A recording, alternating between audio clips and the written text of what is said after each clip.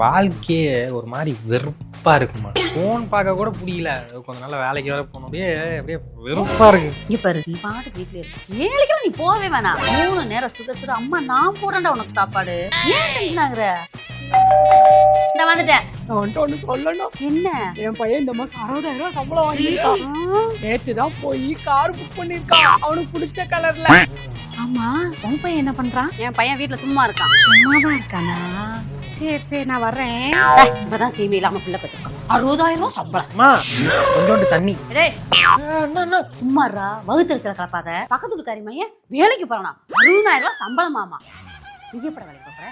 நீ எப்ப வேலைக்கு போற? ஒரு நாளைக்கு நீ தானமா சுட சுட சோறு வீட்லயே இருந்து அது இதுன்னு சொன்ன. என்னமா பேசிட்டு இருக்க? டேய், நான் 1000 சொல்லுவேன்டா. வகுத்தறிச்சல் எனக்கு தான். இங்க பாரு, வேலைக்கு போலன்னு வச்சுக்க. சோறும் கிடையாது, எதுவும் கிடையாது. என்ன செய்வே ஏது செய்வே எனக்கு தெரியாது. நாளைக்கு நீ வேலைக்கு போய் ஆகணும். பிடிச்ச கலர்ல காரு.